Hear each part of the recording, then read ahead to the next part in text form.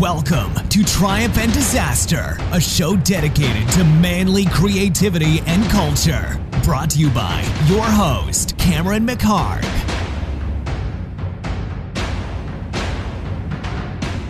Hey guys, we're back for another episode of Triumph and Disaster, and this one is an unusual one because it's three people. I've only done that one other time. But this time it's Matthew Wilder and Kevin Shulman. Matthew Wilder had his own standalone episode, as did Kevin Shulman earlier. He was like the second or third guy on the show. And they were both at the same cafe. And if you listen to the Kevin Shulman episode before, it's in the same vein. He's just a really smart, funny guy, and he's a real wise ass. And so that becomes the vibe of the whole thing. But it turns into a really interesting conversation as well. So it's funny, and I hope you enjoy it as much as I did. And here we go. Here is the chaos snarkiness of Matthew Wilder and Kevin Shulman. Triumph and Disaster. All right, so Kevin Shulman and Matthew Wilder. We're not cutting anything here.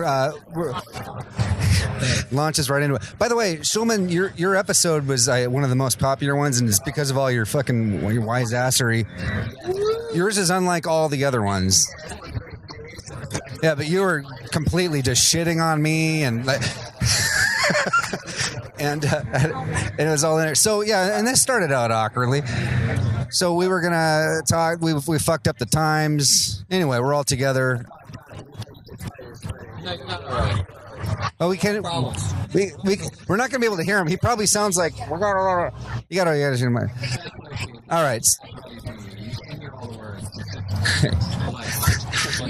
So before this thing starts, I'll kind of introduce you guys again and say who you are. But so we're not cutting anything. It started out a little bit. It started out a little bit of piss and vinegar in the beginning. So so tell me about how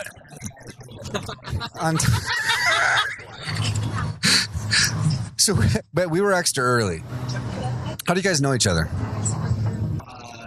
Colonel Yee or first. Who wants to talk first? I'm going to give you the mic so you can interrupt each other. We met on a great picture called Your Name Here, produced by, what was his name? Sam Spiegel? Daryl Zanuck?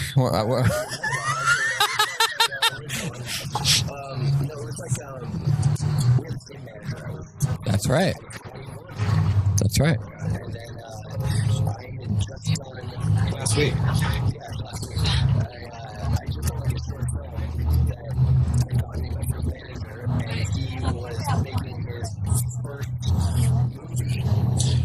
Kevin was selling Molly to Corbin Burnson back in the day.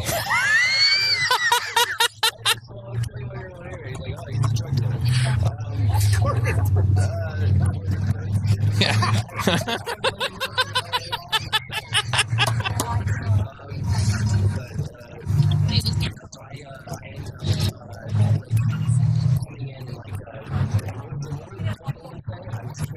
King Rat, who's the guy in the King Rat, the James Clavell novel, the guy who can get, when you're in the POW camp, he can get you like canned tuna or Swedish hookers or whatever. King Rat novel in there. Yeah. Or Shogun, I guess is more. Yeah.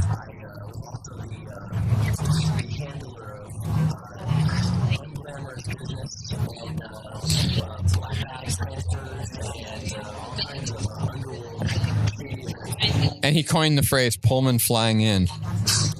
Pullman flying in. He'd get on the walkie-talkie and go, "Pullman flying in."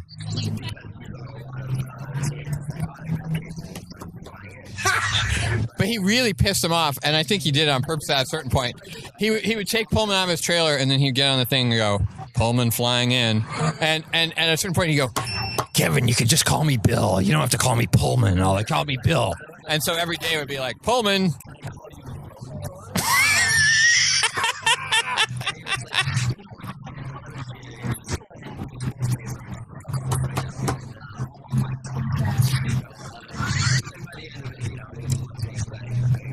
He was King Rat. He made it happen. King Rat. He made shit happen. He got us a golf cart in 2 hours. It was unbelievable. With $0 and 0 cents. Yeah. Arnold Palmer chasing him down the street. Yeah. God damn you, kid!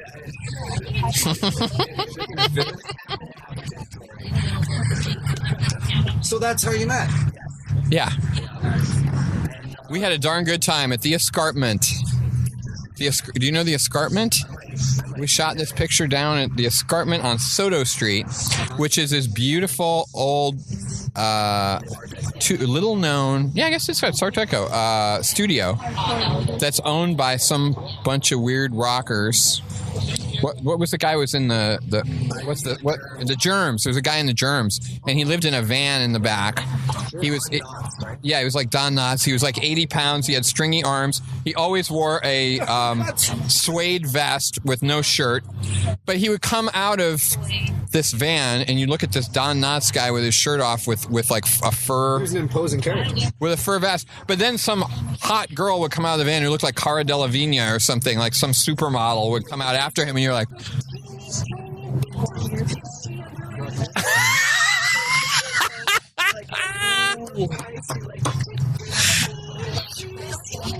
Yeah, but it's one of those musicians. There's no one else who looked as much like Don Knotts as this guy could get that kind of arse. Life potpourri.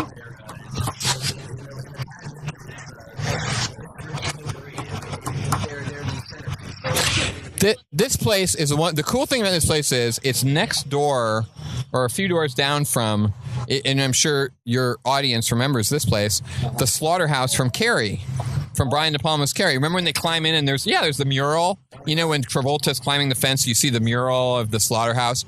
So we would shoot this movie, and then every day at, I don't remember what hour, 6 or 8 or something at night, if you're stepping even just right outside the parking lot door, this odor of blood would just suddenly slam across the whole landscape. It was a real one. That was like the hour when either they killed all the pigs or they lined the racks of pigs up or something. But there was a smell of death that would come just like that, and it was like the green gas in the Ten Commandments. The Passover thing. Worst. Do you remember that though? It was because I don't. It's like I'm not too familiar with the smell of mass blood. Yeah. But as soon as you smell that, you know exactly what it is. It's not garbage. It's blood. It's death. Yeah. What? Chuck Palahniuk. Yeah. Yeah. But you remember that, right? I mean, like, you knew what that was instantly.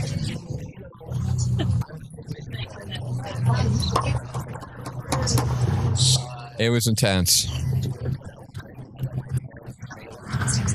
Oh, that's right. And Pullman had your parents' trailer. Couldn't afford a trailer, so Pullman got Kevin's SUV. You're that guy. But it wasn't an SUV. It was like an old-fashioned Winnebago. It was like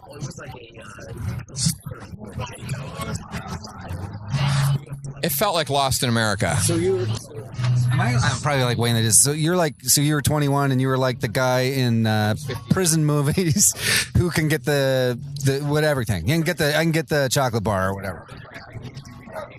Exactly. Right.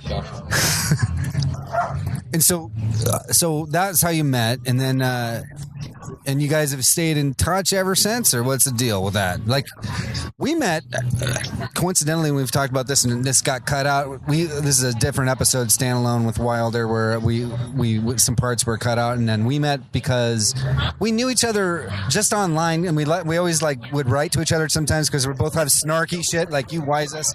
Yeah, exactly. So I know you. I know. Yeah, exactly. Little winky thing. No.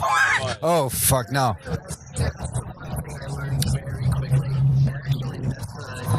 But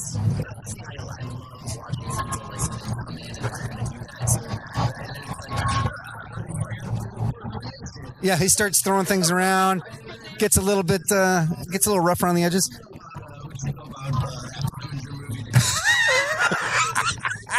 Exactly.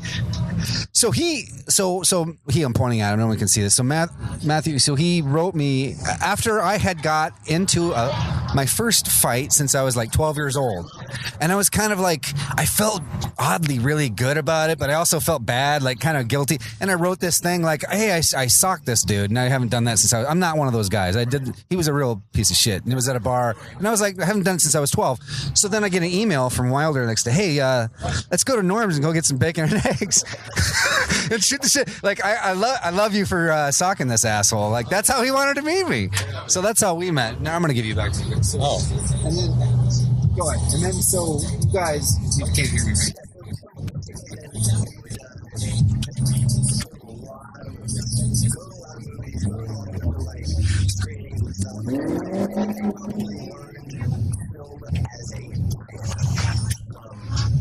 Oh, come on. No, you knew all sorts of things. I would go to his house and he has like some, Austrian language poster of the 167-minute cut of Dawn of the Dead with the lobby cards and all kinds of shit and memorabilia and objects.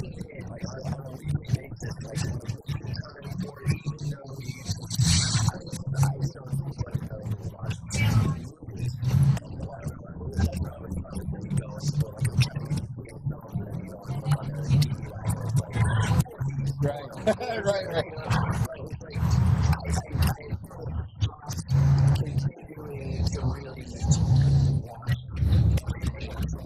Everything.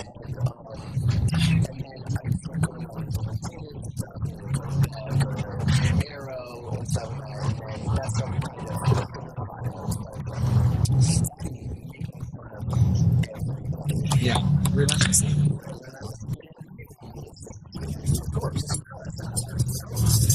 Can I ask you a question about this? Because I think about it, we were talking about this a little bit earlier. I think there's, beyond everything else and film as an art and all those things, to me, there's something about film as a mood stabilizer. It's like a drug. Like I think probably more than you guys do. I go to see things in the theater, probably more old things than new things.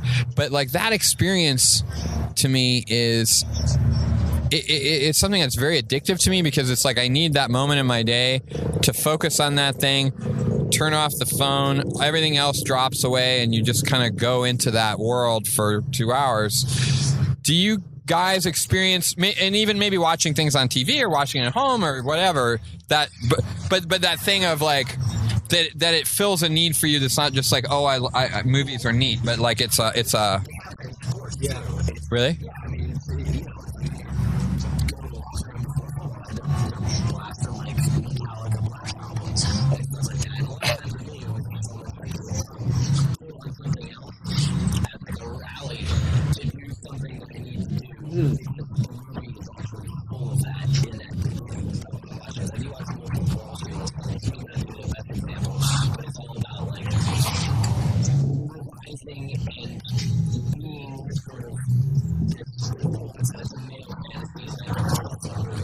Can we talk about that for a second? Because I gotta say, that movie, I saw it, and I mean, you know, as probably we all are, like Scorsese is God to me. But I remember seeing that movie and thinking, this movie's 3 hours long. Why does it take 3 hours to learn that douchebags act like douchebags? Right. But now I feel like with our election, I actually wanted to go back and watch it again because I was like, this movie is kind of articulating the philosophy of our time.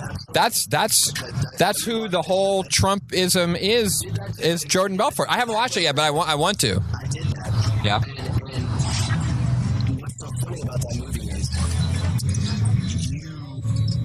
one of my favorite lines is, literally when he's like, Jordan Belfort, the rapper character, is talking to him, and he says, money doesn't just get you a better car, a better pussy, it gets you also, it makes you a better person. Yeah.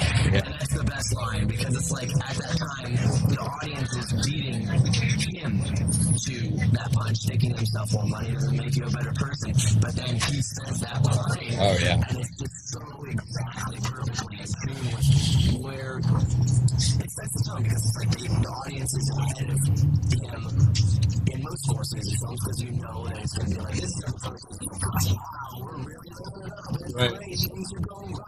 Smack. Yeah. It's all with narration. Yeah, but it's like with that movie, the audience is going into the first thing, they know already how it's going to go. And so you get to be ahead of a Scorsese film, almost or a visionary. Yeah. Like, you know, it's very, very, very awesome. You know, I thought it was very prescient.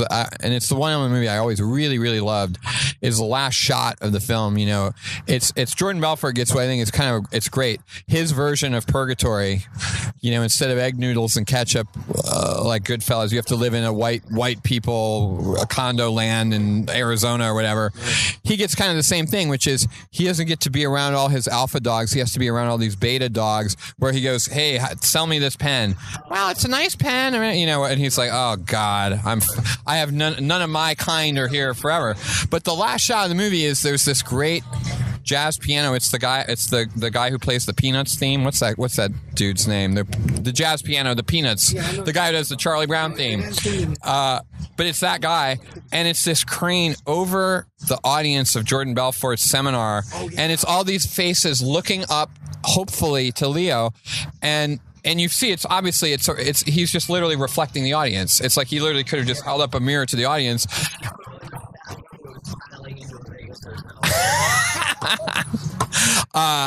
But that's us, and that's everyone looking to Trump now. It's like everyone looking up, all these, you know, kind of pitiful people looking up, hopefully, like, do you have an answer? Can you tell me how to sell the pen? And then that's the movie. We talked a little bit earlier when we had our own standalone episode a little bit about the Trump thing and about your movie, Dog Eat Dog, and we mentioned like God Bless America and some other things like that.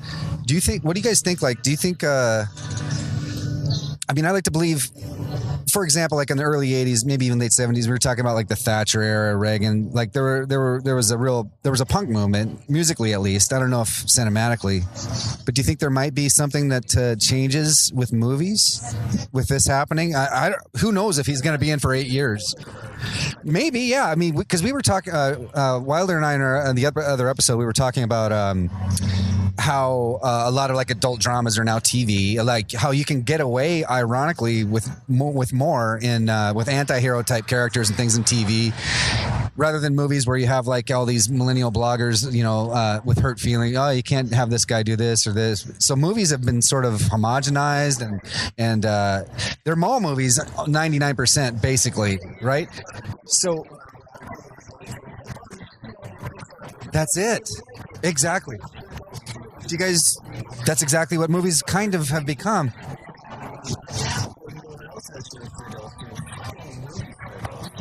So, and that's becoming more and more rare. So do you guys, I'm going to give you the mic again. We're sharing 2 mics in this thing, but do you guys see, or at least hope for, or do you have any kind of prediction as far as how maybe things will change with TV or movies with this whole thing?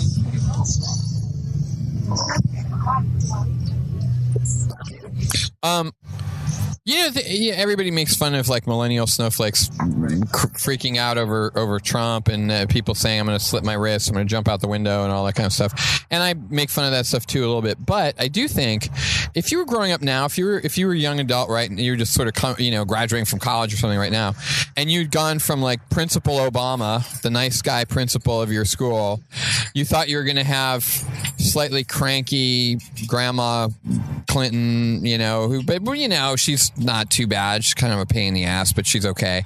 But instead, your molesty uncle got the keys to your house, and all bets are off, and there's no one to protect you from the pussy grabbing. I think you would absolutely fucking melt down, and maybe that meltdown will create punk rock, or will create punk rock cinema, or fiction, or I don't know. But I do think that something's going to happen. I think that nervous breakdown eventually hardens into rage or hopefully terror or something. It sort of it's the crucible that burns you into some sort of a useful crisp, hopefully. Well, like I know, and we can mention this here too, and we should. I want you guys both to actually. When we had our standalone episode, you talked a little bit about what you're going to do. I mean, you just did Dog Eat Dog. You can talk about that, but also other things that you're directing or writing that's coming up for you. Do you even if it's by accident, do you think there might be some of this anger, or even if it comes out in a comedic way, in a darkly comic way, like a God Bless America kind of way. When I say that, I'm talking about the Bobcat Goldthwait movie. If anybody doesn't know what I'm talking about, do you think it's going to come out in what you guys do? And you want to talk about what you're doing and what? Go ahead.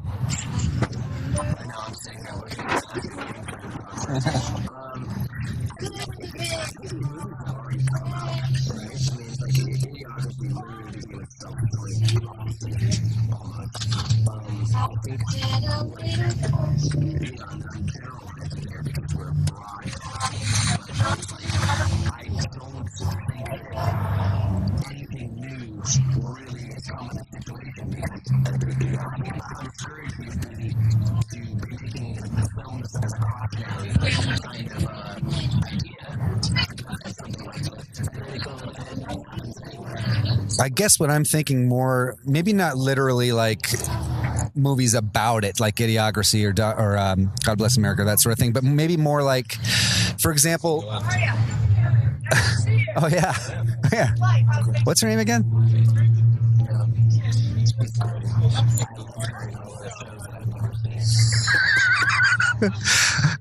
Anyway, so I'll say who that is later. But Jane Lynch. Hey, we should bring her over. Maybe not. Actually, we should. With you on the mic, we should.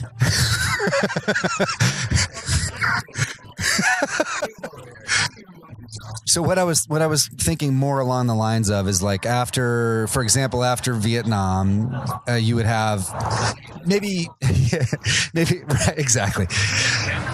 You would have sort of oh fuck. So you'd have like sort of like paranoid political thrillers. You'd have more cynical kind of film.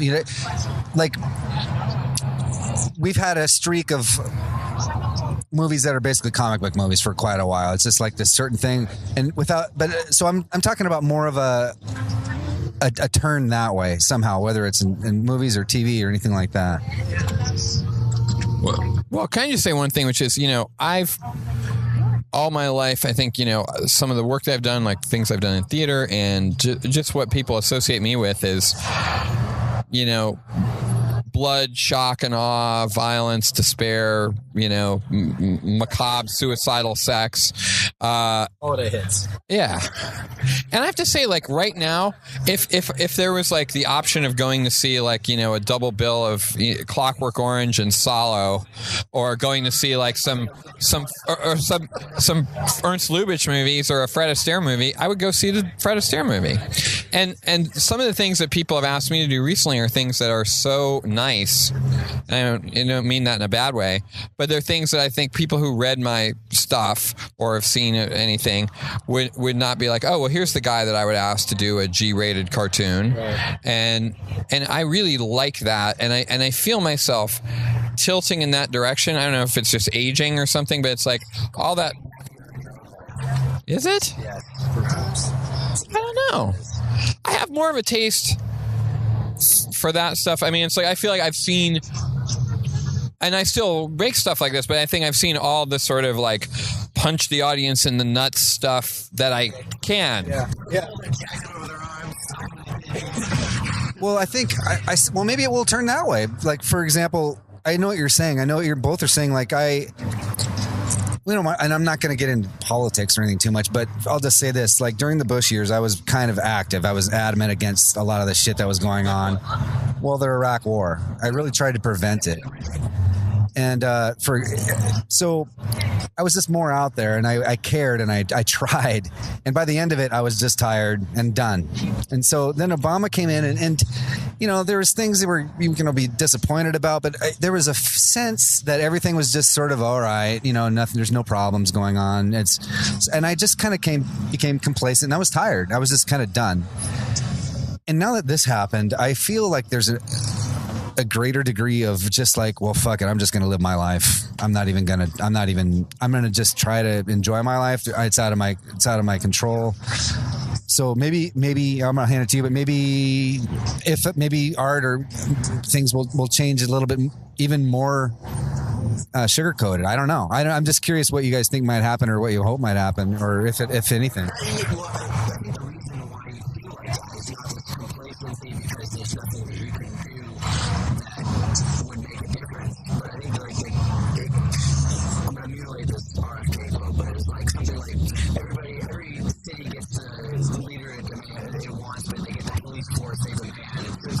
Okay. I think I know. There's not really. I think you're quoting Vince Vaughn saying, "We get the world you deserve."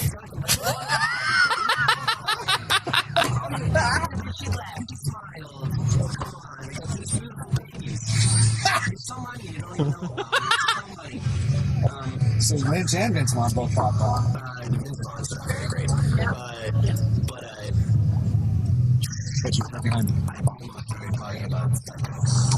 You went from RFK to swingers, as we all do. It's like someone needs a good 4 hours before he can start talking coherently after he wakes up. But what was I saying? I was saying something. Yeah, you were talking about. What was he talking about? Living your own life and. So it's like. We mentioned RFK twice a day because we mentioned RFK before you came, which is weird. What does that mean? There's. You get complacent because it's kind of like. You get vengeful too. You're like, okay, good. This is what you assholes wanted. Now I want to see you fucking just. Watch the building burn. I want to see you. I want to watch you. I had a very, as to use the word of our time, very challenging experience. In 2004, Brett Jacobs and I, our mutual friend of Kevin's and I, Who the fuck is that? it's a friend of ours. Just a mutual friend of ours.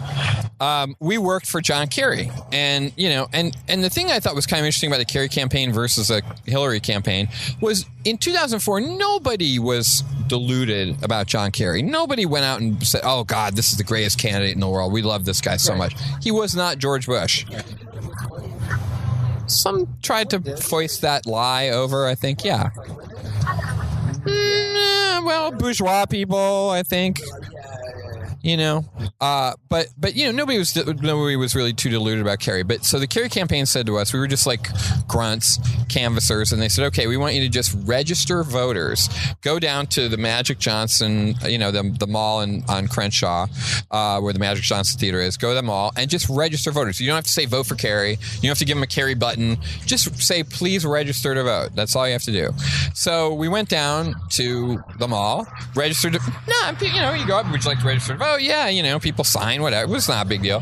But there was one woman in particular who was about 50. Cast her with, Viola Davis, if it was in the movie. So here's this black woman, 50. You can tell she is the matriarch of her clan. She's holding shit together. She's holding the family together. She's making the kids get fed. She is the spine of this family and probably of her community. So I said, would you like to register to vote? And she said, God bless you for coming down here. It's great that you're doing this, but I just want to tell you one thing. I only ever voted one time in my life, and it was for Jesus Christ. And that was the end of your political career? Well, it wasn't the end of my political career, but it was one of those moments where you went, man, if people don't care enough about their own outcome... And I'm not saying that that's right, but there is a thing where it's like, oh man, how can you do this work when people are saying like, oh, I'm giving it all up to Jesus Christ or whatever. I'm looking at it square. I'm very focused. Yeah. And it's like, I don't care. Fine. Yeah, I mean, it's like I don't want to take on a parental role towards the United States of America. You're never gonna win. You're never gonna really get anything. You really.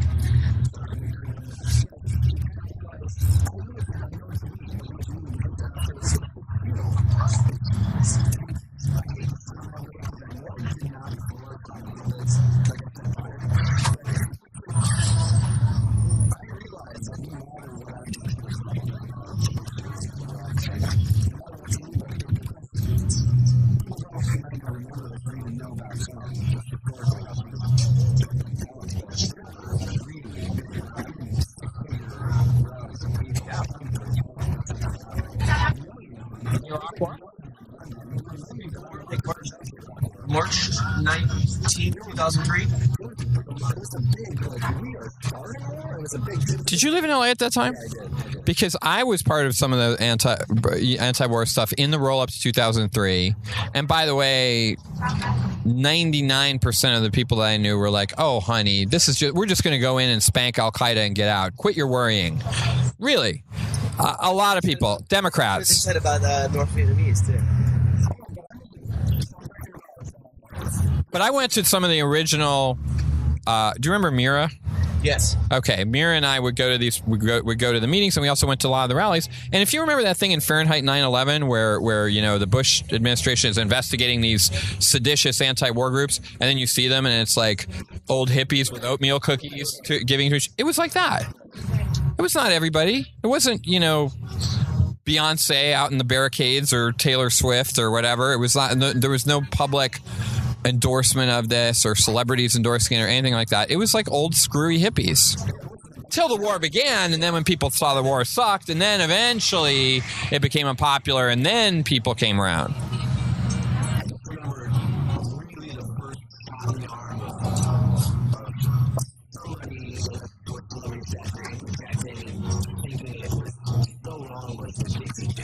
Yeah, they were great.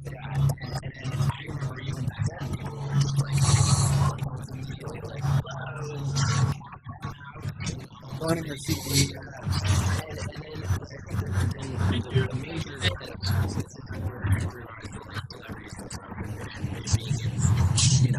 The populist mainstream was like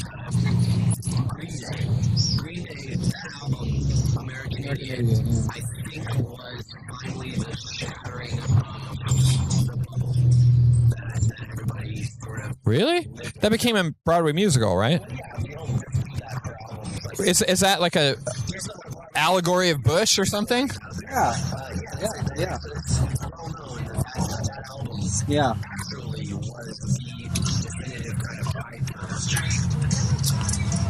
What An example of what I was kind of talking about. I don't know if you can... Is there a narrative to the album in the way there is, I assume, to the show? The whole thing is, it's talking about the Senate. It's talking about, isolationism, where the United States casting away from Western European allies, and just Bush. Yeah, and it was like, kill all the fags that don't agree. It's satirical. Wow. Well, I'll have to go listen to that now. I always just was annoyed by them because they and Avril Lavigne called themselves punk rock, and I was like, have you ever heard the Sex Pistols? Yeah. Really? Yeah. And I bet they actually didn't. Wow. At least at that time.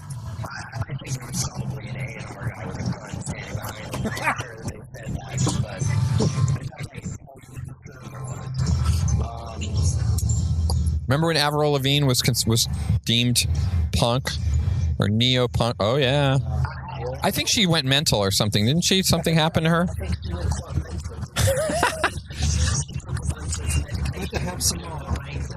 Shouldn't make fun of people going cuckoo, but I think something weird happened with her. I don't remember what. I love the people. You know what I love? I love the people that jump cuckoo, all right? That's what I like. Don't get caught. Not everybody saw your Trump-like gesture. I think they might have heard it. Did you see that picture of him yesterday with Liberace? Yes. All right, hold on. Let me see it.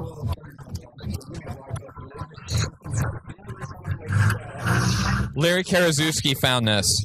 That's awesome. Yes. It's very sexual. You know, with the Lollipop Club, you were there.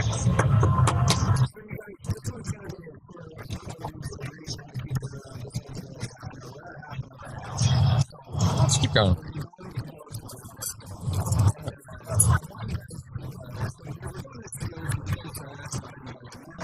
Oh, that's awesome. That's great. Good looking dude. I know, he was, wasn't he? No, Liberace. Yeah, it's so majestic and perfect. God, it's just like a... Look at... What's nice. Trump may not look so bad if he cut down on the Mickey D's. Trump knows where his angles are. He's a great hair. Oh, do that. Yeah, this is good. What's that tie though that Liberace's wearing? It kind of looks like some like Orwellian. Yeah, it's like an Orwellian symbol for like a fascist power, doesn't it? Is that the Illuminati symbol? Maybe it's the Illuminati. Yeah. Get married? Yes. Yeah, I hope so. Well, he's going off on his own. I don't know. You said you were looking for somebody to wrangle Matthew Wilder in case he went on. You did it. Anti-establishment rant. An antidepressant vendor. Bring him in. Bring him back in from Liberati then.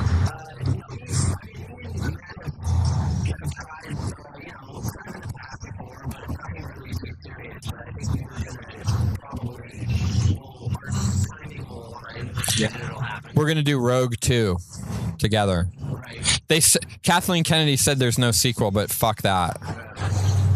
We're going to pull it together. That's great. It's actually going to be trying to destroy the set.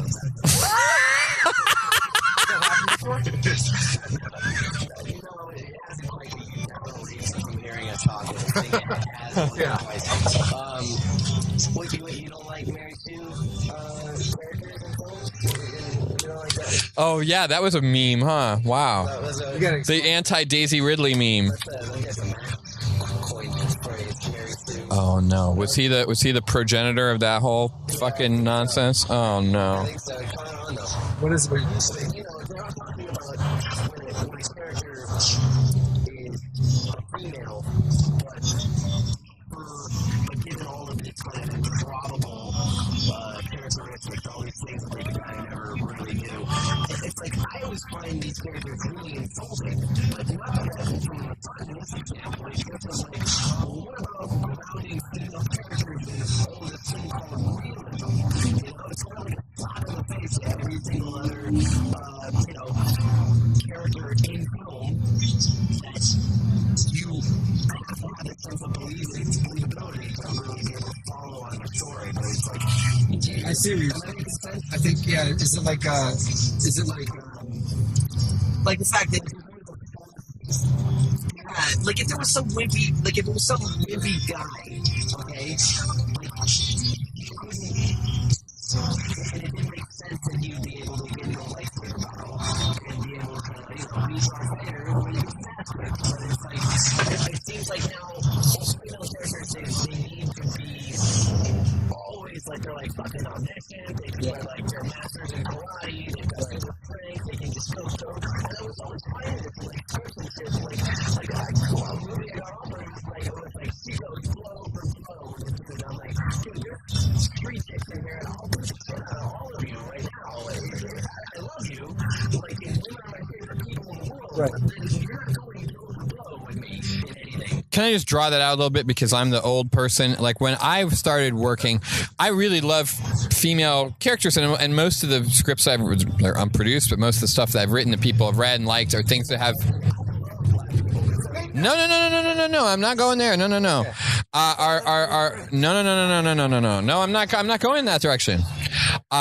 I've written a lot of female-centric things, but when I was just like first starting writing, there was a lot of objection because like if anybody was ever interested in producing some kind of a female-centric movie, they wanted to be like, the stuff from my adolescence is the movie where Jessica Lange saves the farm, or the movie where Sissy Spacek saves the farm, or Sally Field saves the farm. And I always thought when I was growing up, like like the epitome of like the cool female character that you would want to write is Jenna Rollins in Woman Under the Influence, where she's drunk, high, crazy, beating her head against walls, throwing her children out of windows.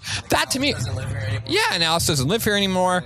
But it's like you want to create female characters that are as good as Travis Bickle and Michael Corleone and Patton, and which are not like perfect or perfectly likable characters, and they're not role models of anything. They're just fucking fascinating people, and that's more interesting to me than Aaron. And I like Aaron Brockovich, which I think is good.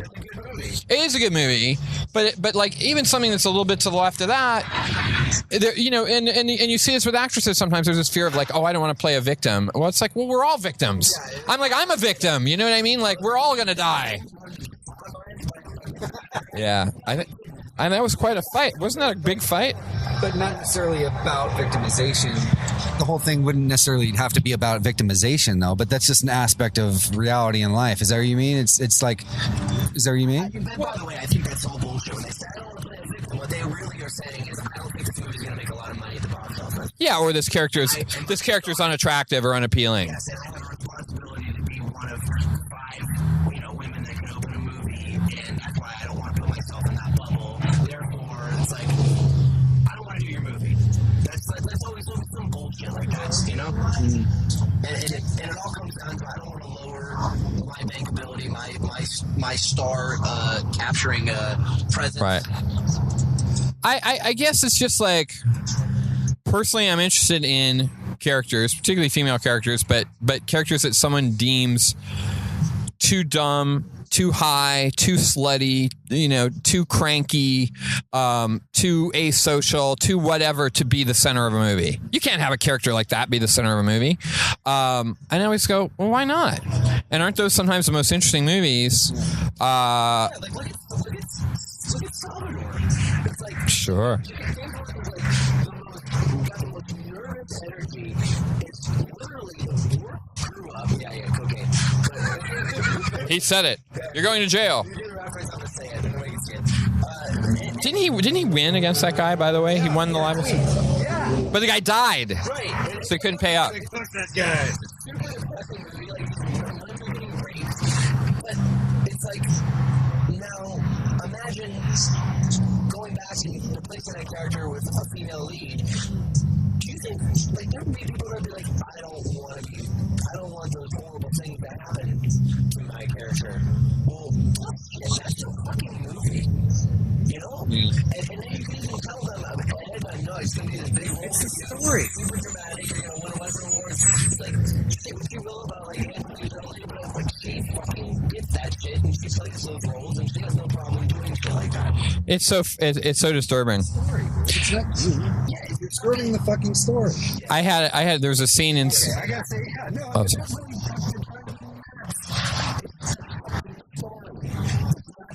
You don't have any. Film has an.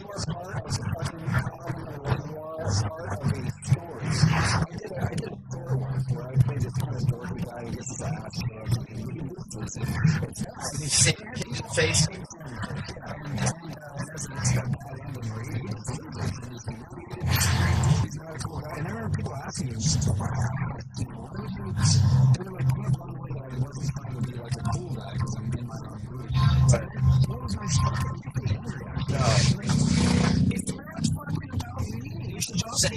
You should just say, because if I was 15 IQ points, if I had 15 IQ points less, I would have made that.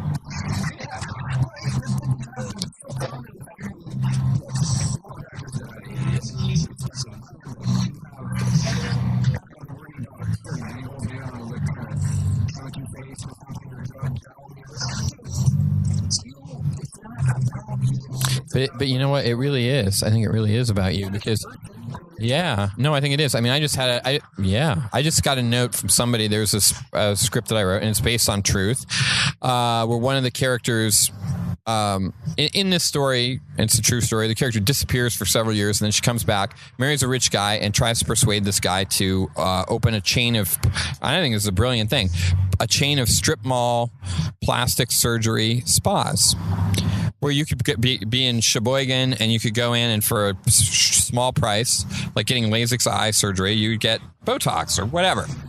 And LASIK surgery still goes wrong all the time, actually. People just don't talk about it. Yeah. Burn their eyeballs out? Yeah. That's it. Is that really true? Yeah, that's true.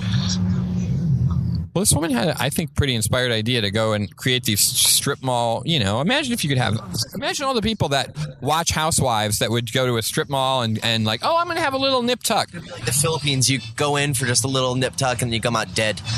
Yeah. Anyway, so this character disappears for 4 years, comes back, and there's a reveal, and this is really what happened to the character.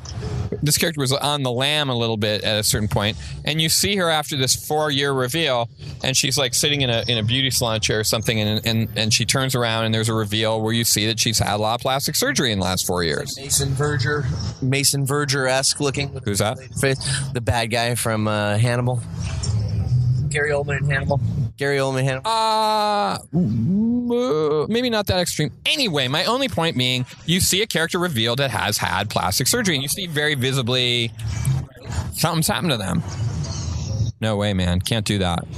And I was like, why? Well, nobody's going to want to fucking play plastic surgery, because then it just triggers the audience to ask how much of that is really her, and did she really have that? And, oh, did she actually have that? And so is this it's, yeah. Going back to the medium is the message kind of thing?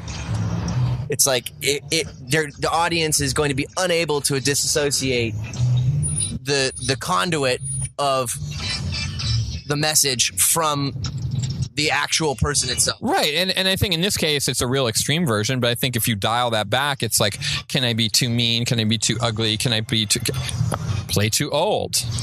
I thought it was very ballsy of Jeremy Renner and fucking old. That's what they're sitting there. They're like, the audience is like, you are old. Actually, that's on now on from here on in. When every time I look at you, you're Miss Old has been. That's kind of that kind of thing. Sure. Think of the first time you're a woman and the first time you play someone who has an adult child. I think they just need to get over themselves.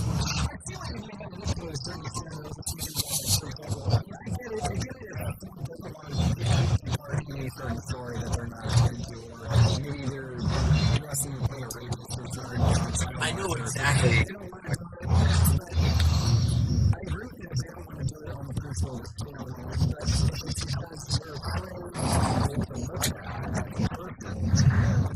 It's kind of a bummer. Honestly, it just sounds like executive talk they've got like the fucking degree in sociology, not in film, sitting there writing these really articulate emails to you explaining why you shouldn't be mad at the filmmaker because so and so doesn't want to do that. It just sounds like one level really articulate person saying another reason which should be paramount to you know what I mean? Yes. Kids, I got to blow. Okay. But I want you kids to have a beautiful day. Thank you for having me. That was cutting mid-sentence into this. Kids, I got to blow. I love that. No, dude, thank you for sticking around and thank you. And thank you for your standalone episode. Wilder, bless you. Sticking off. And I'll tell everybody about what you're doing in this one too. So they're two standalone things.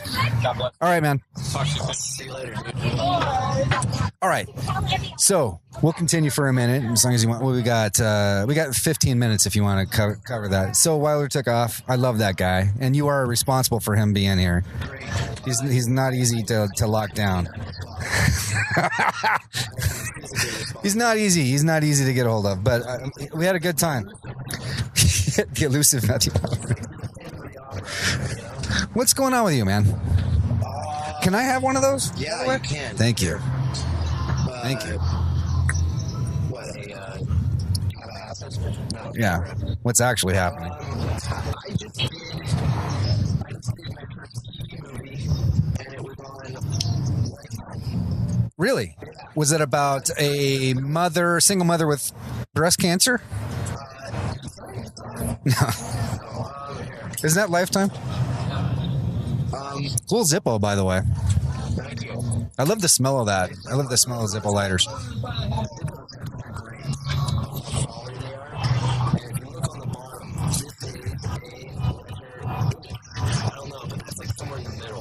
But they're actual Zippos. Huh. And that's 8. You're all the way down to H. Really? And World War II is like the really solid steel, like indestructible Zippos. That every grandpa had. Yes, the one that he had on the beaches of Normandy.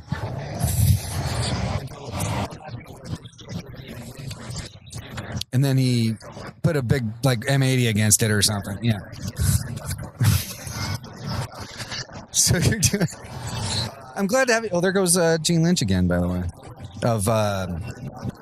Of what fame? Yeah, the ones you know. Glee fame. Right. She was funny. Right.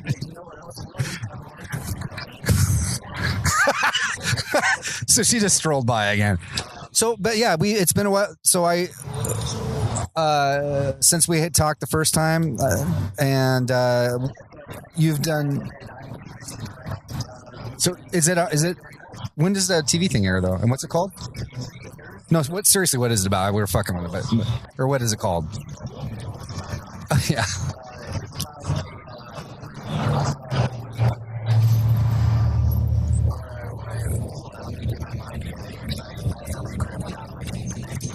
All right. What did I spend a year on?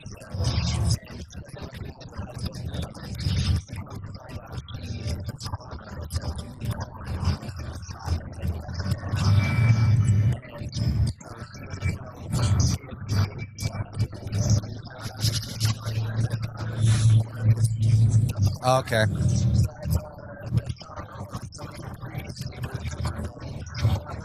That's a Lifetime movie. Yeah, that's what I was thinking.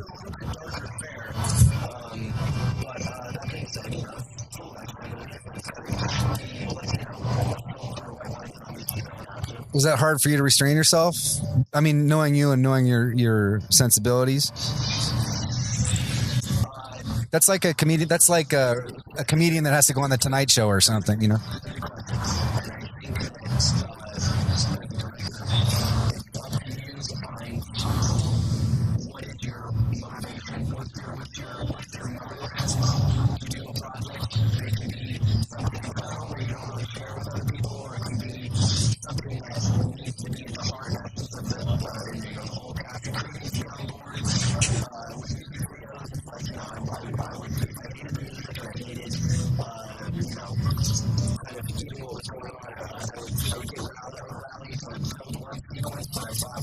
Something, yeah, something that you can lean on. Find your own integrity within it.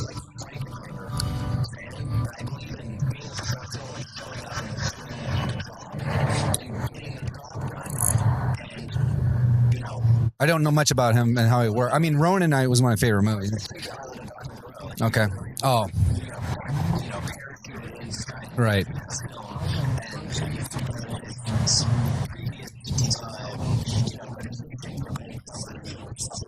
Yeah.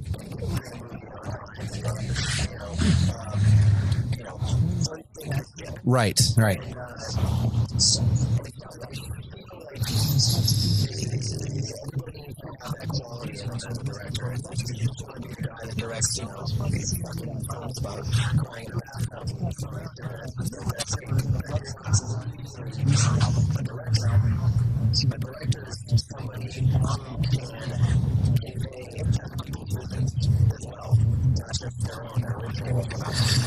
That's tough, I think, to be able to, yeah.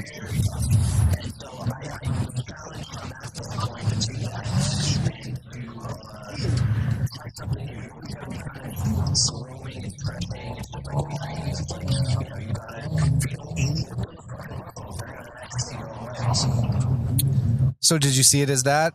Aside from, you know, just it's a job. I mean, don't kid yourself.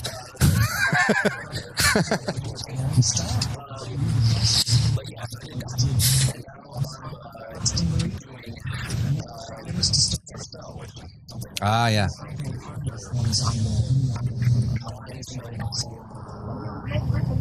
Mm.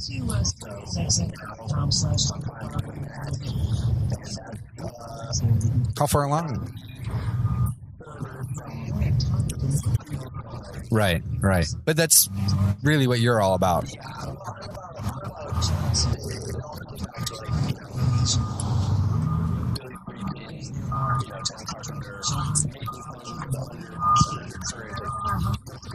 Yeah.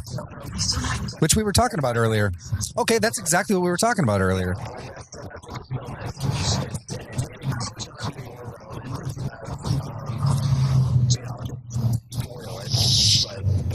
You can say whatever you'd like. I mean, it's up to you.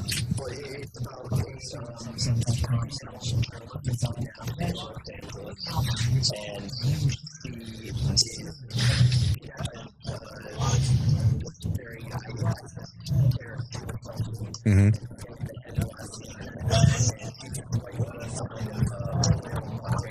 Okay.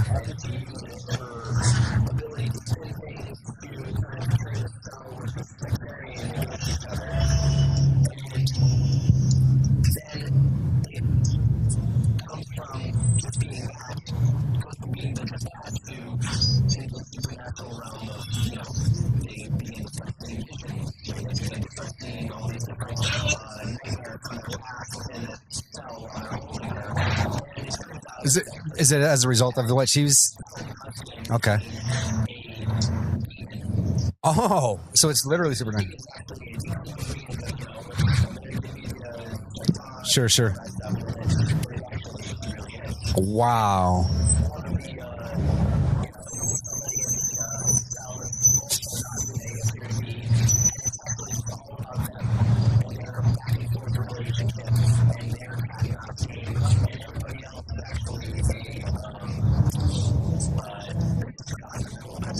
How far along are you with this thing?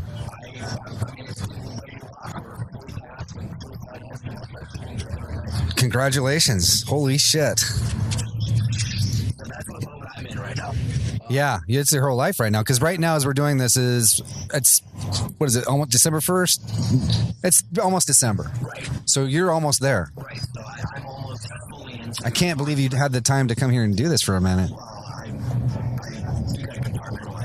Well, thanks for doing that. Maybe we'll talk again after that then at some point if you want.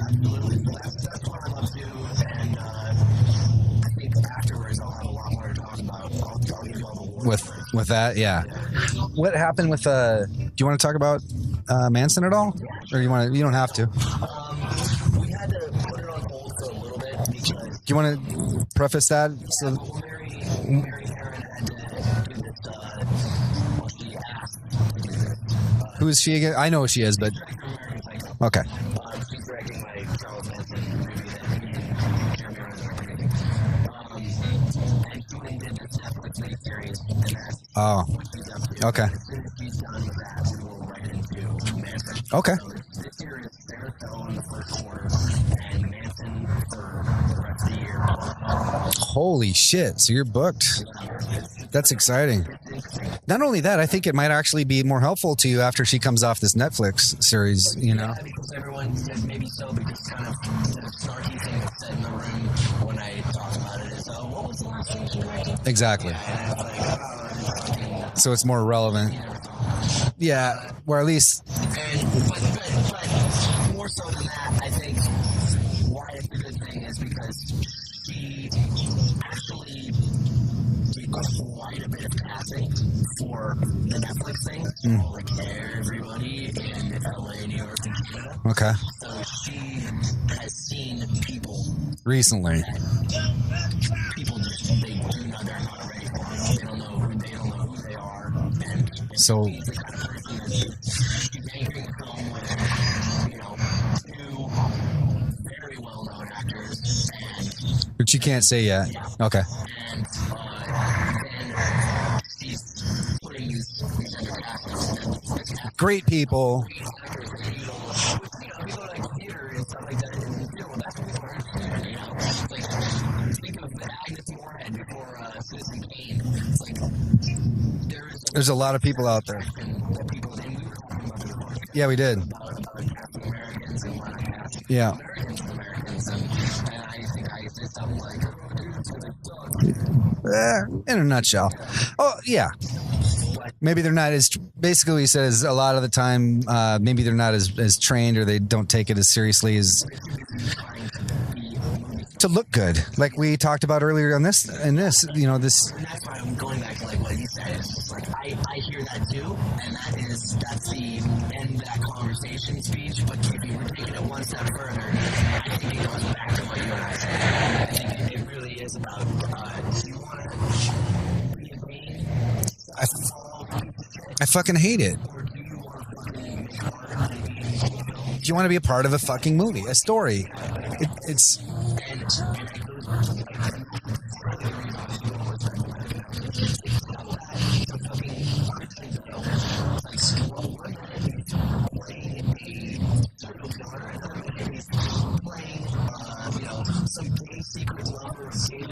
Right. Yeah.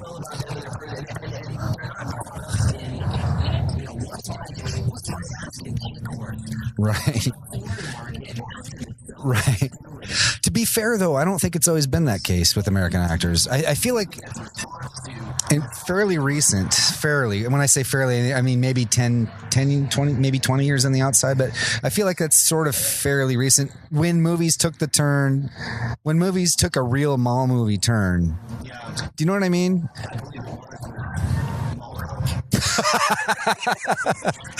But I mean, like, I'm going to, just like in the 90s, there was a real independent film boom. There was a kind of a golden era there. And right. Well, it came after, Without a Crew, or after. Exactly.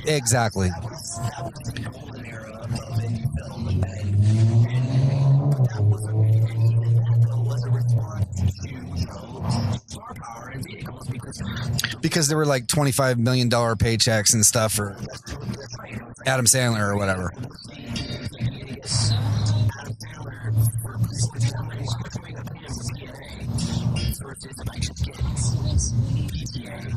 Yeah.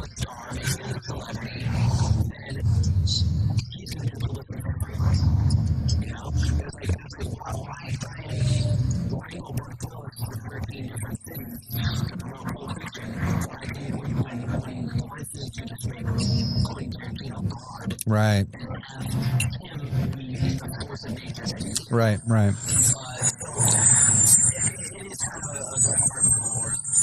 Well, sure, but I think that's. I kind of think that's what that's how it happened, though. I don't know for sure, and of course it's not for all American actors, of course, but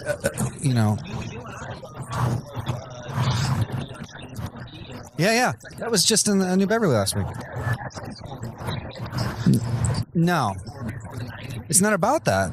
Yeah, exactly. Before they're.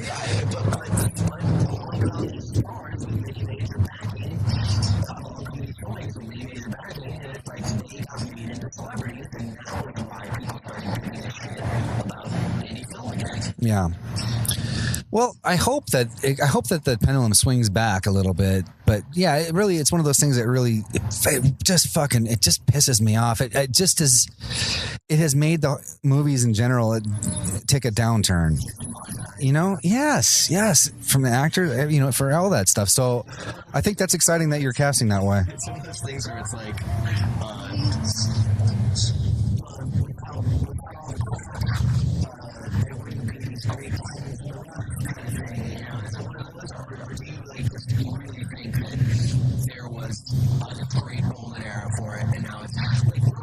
I think there have been a couple. I do think that it comes in waves, and we're due for another one right now. Yeah, I remember that. Peter Green, wasn't it? Yeah, he's fantastic. There's an American actor there's a good one. Yeah. Well, that's fine. I mean, it's not uncommon. Yeah. He's great.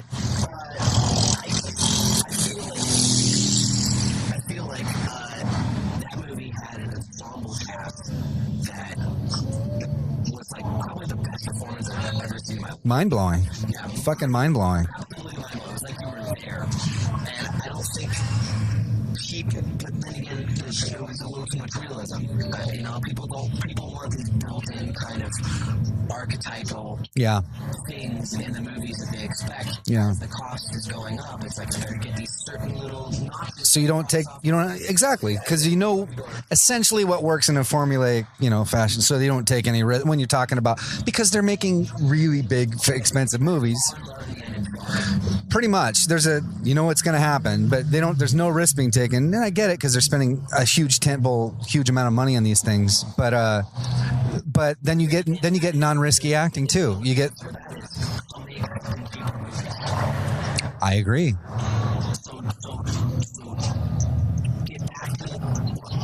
Make 3 really good ones instead of one huge kind of homogenized crappy one.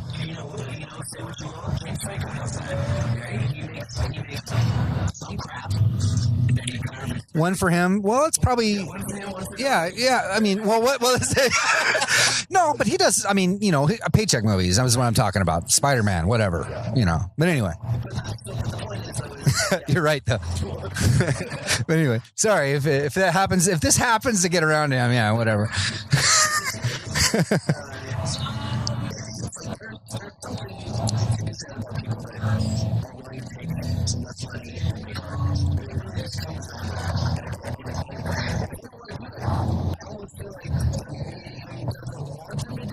And if they do want to do it, then they are not going to be the type of person that's worried about a camera angle or.